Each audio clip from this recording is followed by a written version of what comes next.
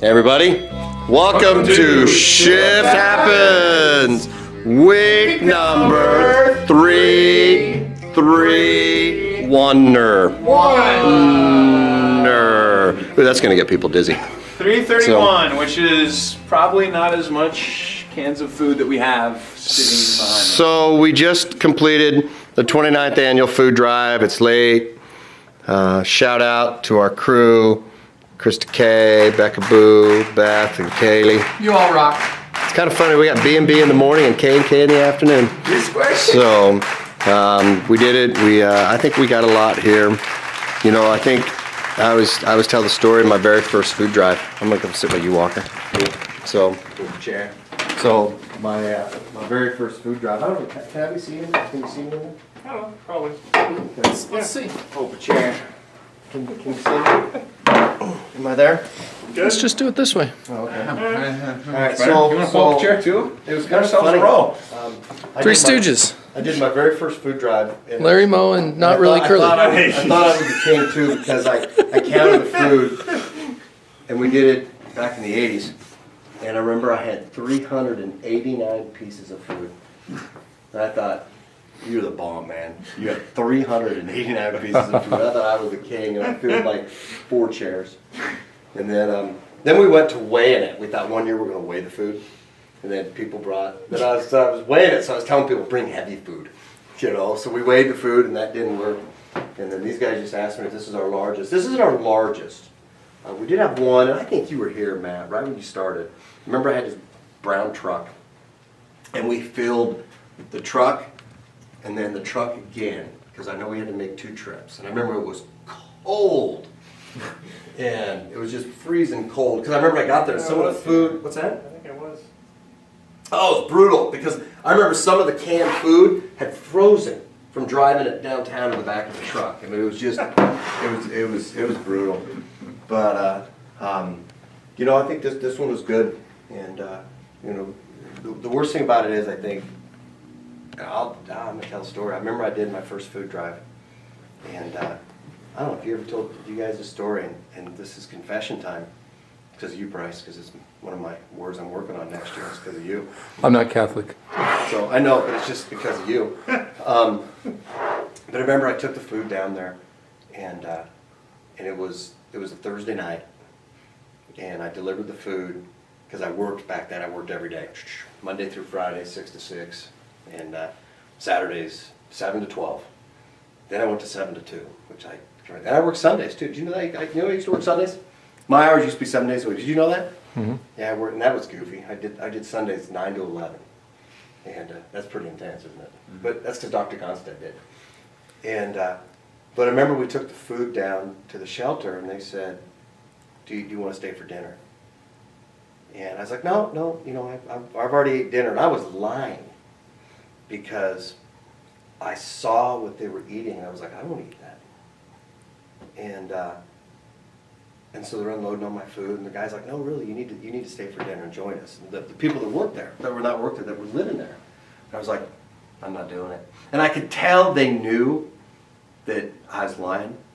So the guilt bone stepped in me. And I was like, "Yeah, I'm going to stay here." And I ended up staying, eating dinner, and it was really good. But it didn't look good because I thought it was too good, you know. And I'm thinking, "You're a jerk, Koca." And I sat there. I was there that night till like 10 o'clock just talking. We played cards. And, man, that humbled the heck out of me. And didn't have cell phones. I didn't count my wife. So, of course, I get home at 10. She's like, "Where were you?" I was like, "Sorry." And you've heard that a few times. "Sorry, honey." But you know, the average American is 3 paychecks away from living on the street and not having a home. I had a patient here early this morning, I'll tell you guys off camera when I'm done, that told me a story about her uncle who was homeless. Just couldn't do it. And for 6 years he was homeless till he died on the streets. And this is one of our patient's uncles. And I'm like, that ain't right. And then, you know, not to get political, but I am. I don't care I don't really care what political party you are, but I see all this money they spend on these stupid elections. And we did this dumb recount. Wisconsin, what was there, $7 million raised? How many people could that feed? I mean, how much how many people could we put food in their belly, kids in a home? It's like, Heat. heat. Coat. How stupid is it? How ignorant are people? And we spend millions of, and that's because honestly, you get a freaking tax break for paying a politician, and good for you. You pay a politician millions of dollars, but some kid went to bed that night with food in their belly, without food in their belly, or some grandparent had to eat freaking dog food to have food that night, and that's just crap. So, and that's, anyway, I'm sure I'm going to make some people mad over that, but I really don't care. It's very sad how it's not an uncommon thing anymore. Stupid. It's stupid how common it is and how close it is to people. Free paychecks. Think about it. And when you tell that to somebody, and they're going to go, oh, that's not true. If I took away 3 of your paychecks right now, took away 3 of yours, in 3 years, I mean, we're that close. And I don't think people realize that. 3 paychecks away from living on the street. And in this country, that shouldn't happen. You know, I think, didn't we do a spring food drive once? Not when I was here. Yeah, I used to do spring food drives because I get so mad, like I am right now, over people living on the street and being cold. That just We had bull crap. We had a progress report in here, and when I came in the room, she was in tears. That's cool. Not that she was in tears, but I mean, that's cool. Not because of anything here, but because of this. And she was surrounded by the cans. She's like, "You guys are making a difference." I was like, "We need to do this more." It was pretty cool. You know, this is kind of off of that, and I had the cool pleasure. I said I want to make this quick. Nothing's quick, is it? Tangent. I gotta help meet one of Dr. Sean's patients tonight that I selfishly wanted to work on, but with him leaving. Those are nice boots, aren't they? Yeah, but I selfishly wanted to work on, and then when he asked the question tonight, I was like, me? Because I selfishly want to.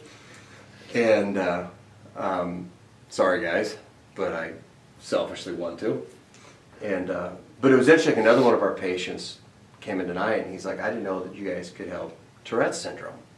I was like, well, I don't know if we can help a specific named disease, but if the body isn't adapting to the destructive forces, and he explained destructive forces because it's on the board of my room, we can help the body. We can change the momentum of the body. And he's like, that's so cool because my coworker was telling me about what you did with this little girl. And so he kind of talked, I'll tell you off camera. And so we discussed it a little bit, not specifically. I had let him say it, and I was like, yeah, la la la.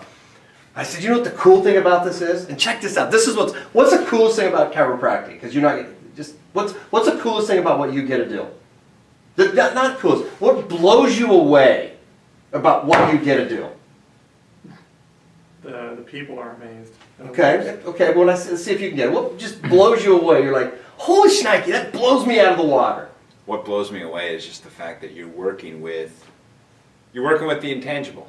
You're working with the brain messages going to the body, and that are always trying to do the right thing. Come right over here. I want you in front of the camera. I want your face in front of the camera. That's cool to me. Okay. The vital force. All right. I just want to see it. Hold on. You See want if- can? Are you in? I'm in. I'm in front of me. Can. Yeah, he's in. Okay. What blows you away about what you get to do? What just amazes you that happens? That I get to have a blast every single day. Like, I get to enjoy what I do and get paid for it at the same time. I knew that's what you were going for. That is the most amazing thing. We get paid to do this. Who the hell gets paid to do what they love every single freaking day? And on top of that,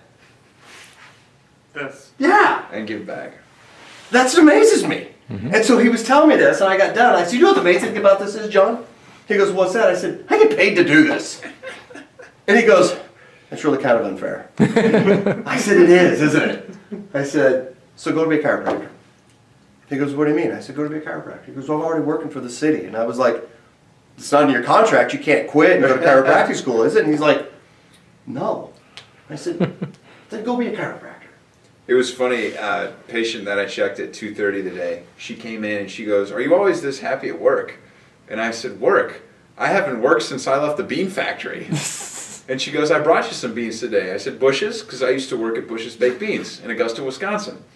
And when that bean can when they get cooked in the can, they get put in water to cool down. Well, the sorter sets them back upright, so they get stacked in the pallet. So I would sit there and watch these cans go by on the conveyor belt like this, and if one was tipped over, I would set it back up for 8 hours a day. And that's how I paid rent in college. And so I said, if I'm not at the bean factory, this is not work. That was work. Because mentally, you got to be strong for those 8 hours. Yeah, you do. This is just fun. It is pretty crazy. You think about it, and then to circle this around and kind of wind it up. Then we get to do what we love. I got one more story.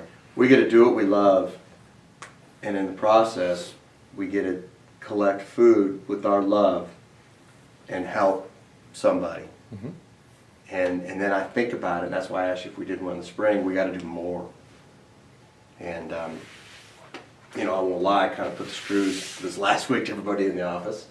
But there's an intent, and it's like my new thing. If we're going to raise the altitude, it's going to get bumpy.